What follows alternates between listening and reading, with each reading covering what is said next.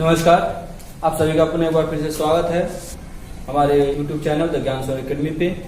आज की क्लास में हम लोग क्लास 10th का फिजिक्स पढ़ेंगे, जिसमें हम लोग जानेंगे आवर्धन से संबंधित दर्पण में इसका प्रयोग, यानी कि दर्पण में आवर्धन का प्रयोग कैसे होता है, किस दर्पण में आवर्धन होता है, किस दर्पण में नहीं होता है, इसके बारे में जानेंगे। इससे पहले मैं आपको बता दूं, जो भी हमारे नए व्यूअर हैं, कृपया कर आप पूरे वीडियो को देखें। वीडियो देखने के पश्चात अगर आपको अच्छा वीडियो लगता है तो आप इसे लाइक करें, सब्सक्राइब करें, शेयर करें। आइए हम देखते हैं। सबसे पहले हम जानेंगे आवर्धन। आवर्धन के बारे में हम बता चुके हैं, जैसा कि आप जानते हैं कि आवर्धन क्या होता है। आवर्धन क्या होता है? तो आवर्धन एक संख्यांक मान होता है जो मात्र इतना बताता है कि वह जो संख्यांक मान देता है, वह संख्यांक मान इतना बताता है कि बनने वाला प्रतिबिंब दिए गए बिंब के सापेक्ष कितना गुना है। यह बताने वाला जो संख्यांक मान होता है उसी को हम क्या कहते हैं? आवर्धन कहते हैं। हम लोग जो दर्पण पढ़े हैं उसमें हम पढ़े हैं 3 दर्पण, एक समतल, एक उत्तल और एक अवतल, है ना। जिसमें आप जानते हैं कि अवतल और उत्तल गोलीय दर्पण का एक प्रकार है और एक समतल दर्पण, यानी कि दर्पण 2 होते हैं, समतल और गोलीय, जिसमें से उत्तल और अवतल गोलीय दर्पण के प्रकार होते हैं। तो आवर्धन जो होता है वह उत्तल में नहीं पाया जाता, केवल समतल और अवतल में होता है ना। यानी कि यहां से हम एक रिजल्ट प्राप्त कर लिए कि आवर्धन का गुण या आवर्धन सिर्फ हमें समतल दर्पण और अवतल दर्पण में प्राप्त होगा, है ना। अब देखिए यहाँ पे किस प्रकार के आवर्धन प्राप्त होते हैं। तो जैसा कि आप जानते हैं कि समतल दर्पण में बनने वाला जो प्रतिबिंब होता है वह बिंब के ऊंचाई के बराबर होता है और प्रतिबिंब दूरी बिंब दूरी के बराबर होती है ना।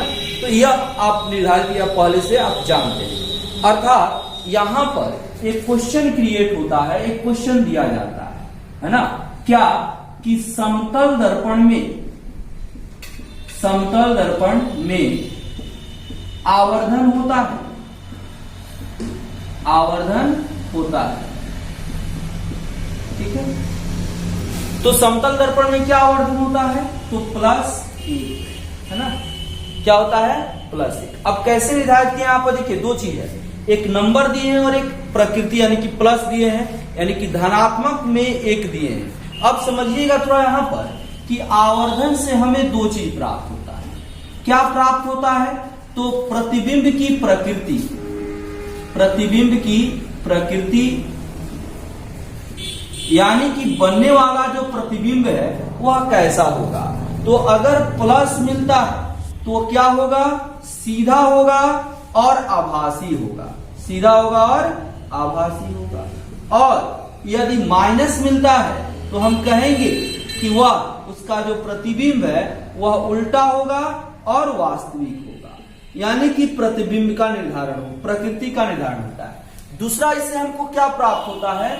तो प्रतिबिंब कितना गुना बड़ा है, यानी कि उसके साइज के बारे में, उसके दूरी के बारे में, है ना। यानी कि वस्तु के सापेक्ष उसके आकार, यानी कि वस्तु के सापेक्ष वृद्धि, आकार में, दूरी में, है ना, यह पता चलता है। 2 चीज, है ना। तो अगर प्लस है तो हमको यह पता है कि वह क्या होगा?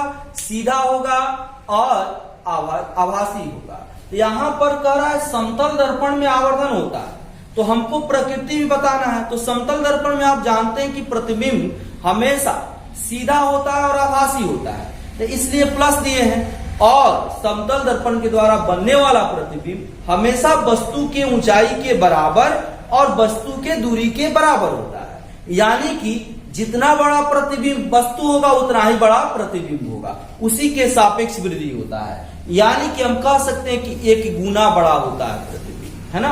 अर्थात अब यही क्वेश्चन के रूप में आ जाएगा, तो ऑब्जेक्टिव के रूप में पूछा जाता है।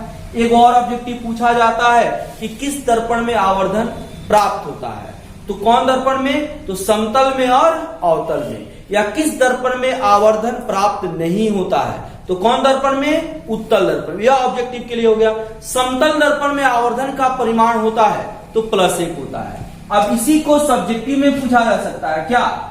कि समतल दर्पण में समतल दर्पण में प्लस एक आवर्धन का क्या अभिप्राय है, क्या अभिप्राय है। तो आप क्या बताएंगे, बताएंगे कि यहां पर समतल दर्पण प्लस एक आवर्धन का अभिप्राय यह है कि प्लस एक आवर्धन यह बताता है कि दिए गए वस्तु का बनने वाला प्रतिबिंब सीधा आभासी होगा एवं प्रतिबिंब वस्तु के समान होगा। प्रतिबिंब की दूरी वस्तु दूरी के बराबर होगी, प्रतिबिंब की ऊंचाई वस्तु की ऊंचाई के बराबर होगी। ये इसके आंसर में हम लिख सकते हैं, यानी कि प्लस वन आवर्धन का अभिप्राय है कि बनने वाला प्रतिबिंब सीधा एवं आभासी होगा तथा प्रतिबिंब की दूरी वस्तु दूरी के बराबर होगी, प्रतिबिंब की ऊंचाई वस्तु की ऊंचाई के बराबर है ना। इसी तरह से क्वेश्चन पूछा जा सकता है क्या कि अवतल दर्पण में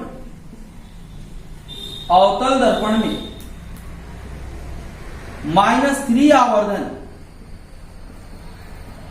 का क्या अभिप्राय है, -2 आवर्धन का क्या अभिप्राय है, +3 आवर्धन का क्या अभिप्राय है, +2 आवर्धन का क्या, यह सब क्वेश्चन पूछा जा सकता है। तो आप इसी तरह से आप बता सकते हैं। अगर -3 पूछा जा रहा है तो आप कह सकते हैं कि अवतल दर्पण में -3 आवर्धन का अभिप्राय यह है कि इसके द्वारा हमें पता चलता है कि अवतल दर्पण में बनने वाला प्रतिबिंब वास्तविक उल्टा है तथा प्रतिबिंब बिंब के सापेक्ष 3 गुना बड़ा है ना।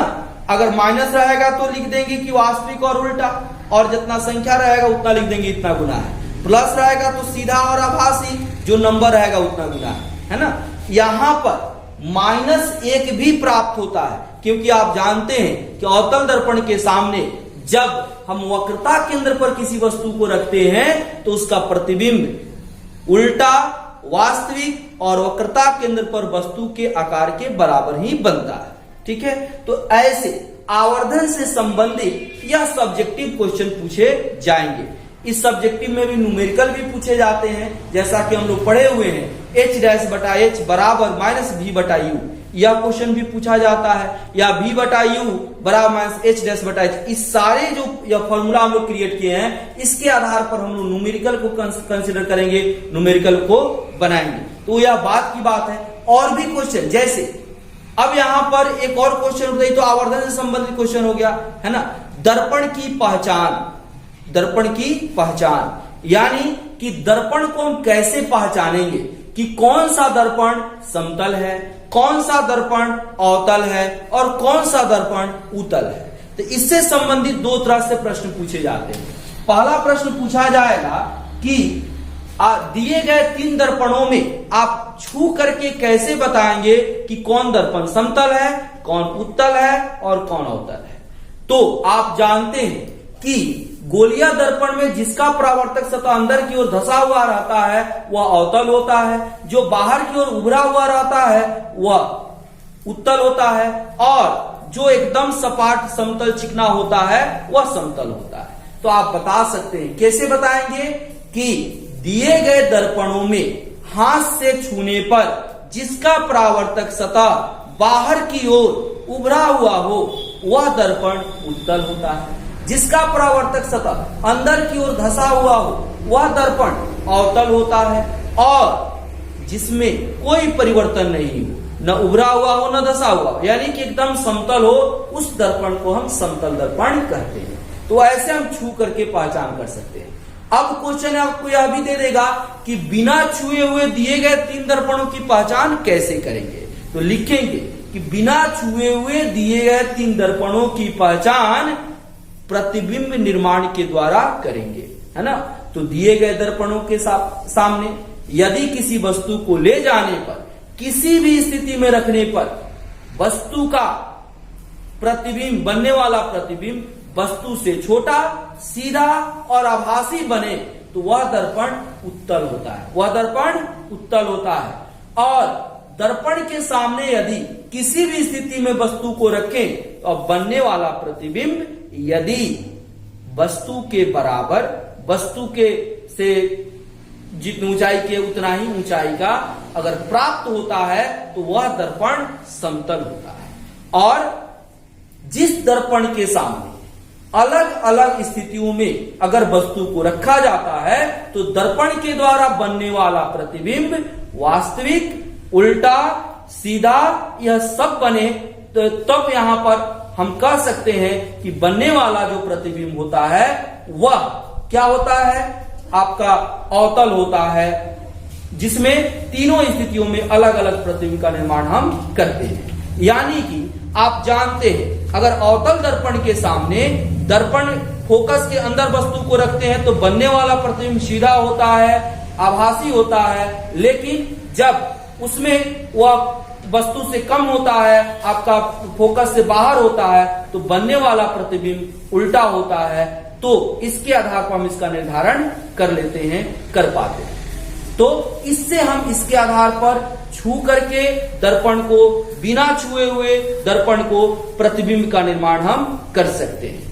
ठीक है, तो यहां से अब हम यह जो इस वीडियो में है हम दो चीज जाने, क्या तो आवर्धन से संबंधित क्वेश्चन कैसे पूछे जाते हैं, यानी कि किस दर्पण में क्या आवर्धन होता है, क्या आवर्धन किस दर्पण में होगा या नहीं होगा, है ना। इसके अलावे हमने यह जाना कि हम दर्पण की पहचान कैसे करेंगे, अगर छू करके देखना हो तब कैसे करेंगे, अगर बिना छुए की बात कहे तब उसको हम कैसे करेंगे। यानी कि यहां पर हम दर्पण की पहचान और आवर्धन से संबंधित काम को कर सकते हैं। अब इसके बाद अगले क्लास में हम लोग न्यूमेरिकल का काम करेंगे, जिसमें दर्पण सूत्र से संबंधित बातों पे न्यूमेरिकल हम लोग करेंगे। इससे पहले दर्पण सूत्र से न्यूमेरिकल करने से पहले एक और आपका है वीडियो जिसमें बनाएंगे हम समतल दर्पण, उत्तल दर्पण और अवतल दर्पण का उपयोग, किनका उपयोग कहां किया जाता है, इनका उपयोग कहां किया जाता है और कैसे किया जाता है ना।